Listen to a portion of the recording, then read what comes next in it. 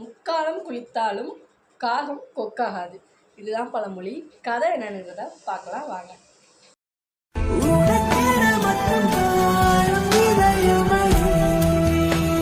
உத்தமராசா அவருடைய நண்பர் கல்யாணத்துக்கு வடகப்பட்டி பகவதி அம்மன்கிற ஒரு மண்டபத்துக்கு வராரு.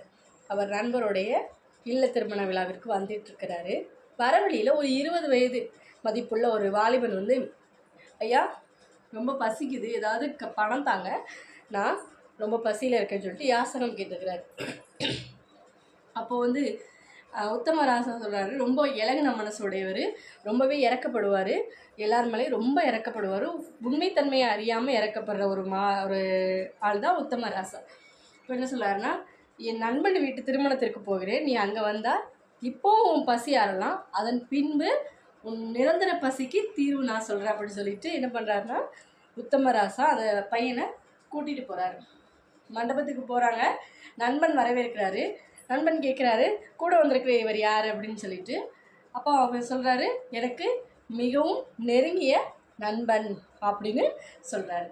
ரொம்ப நெருங்கிய உறவினர் அப்படிங்கிறாரு. நண்பன் இல்லை, உறவினர் அப்படின்னு சொல்கிறாரு. யார்? நம்ம உத்தமராசா. போய் மணப்பெண்களை வாழ்த்துறாங்க, திருமணத்தை நல்லா பார்க்குறாங்க. பார்த்து முடிச்சுட்டு விருந்துள்ள போகிறாங்க. கல்யாண வீடுனாலே எப்படி இருக்கும்? விருந்து நல்லாவே இருக்கும்.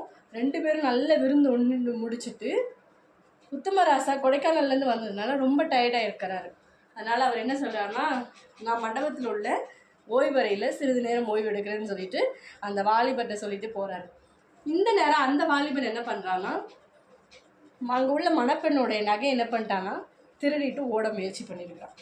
அப்போ சுற்றி உள்ள சொந்தக்காரங்கன்னா எல்லாருமே கல்யாண விடுங்கியில் ரொம்பவே ஆட்கள் பக்கத்தில் இருப்பாங்க.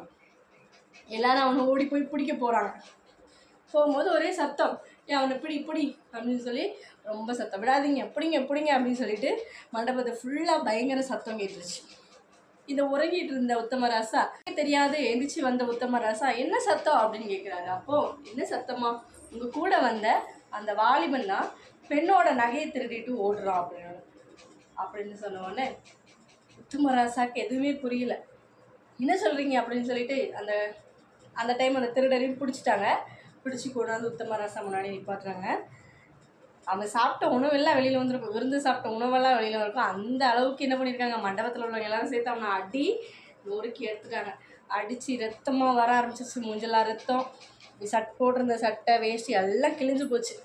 அப்போது அந்த வாலிபன் மறுபடியும் என்ன பண்ணுறாருன்னா, உத்தமராசாவை பார்த்து, எனக்கு உதவி பண்ணுங்க ஐயா அப்படின்னு சொல்லிட்டு கேட்குறாரு. அப்போ உத்தமராசா என்ன சொல்கிறாருன்னா, முக்காலம் குளித்தாலும் காகம் கொக்காகாது, அதுபோல தான் நீயும் எத்தனை முறை உனக்கு திருந்த வாய்ப்பு கொடுத்தாலும், யார் என்ன உனக்கு வாய்ப்பு கொடுத்தாலும் நீ வந்து பொய்யும் சொல்ல திருடவும் செய்கிற, உன்னை திருத்தவே முடியாது அப்படின்னு சொல்லி அவனை பிடிச்சி காவலர்கிட்ட ஒப்படைக்கிறாங்க. இந்த கதையிலேருந்து என்ன தெரிஞ்சுக்கிறோம் அப்படின்னா, நம்மக்கிட்ட ஒரு குணம் இருக்குது அப்படின்னா, ஒரு கெட்ட குணம் இருக்குன்னா அதை நம்மளாக மட்டும்தான் மாற்றிக்கொள்ள முடியுமே தவிர, ஒருத்தவங்க வந்து நம்மளை அதை எப்படியோ கன்வின்ஸ் பண்ணி மாற்றணும்னு நினச்சாங்க அப்படின்னா அதை எப்போவுமே மாற்றிக்கவே முடியாது. பழமொழிக்கு இதுதான் ஒரு அழகான கதை.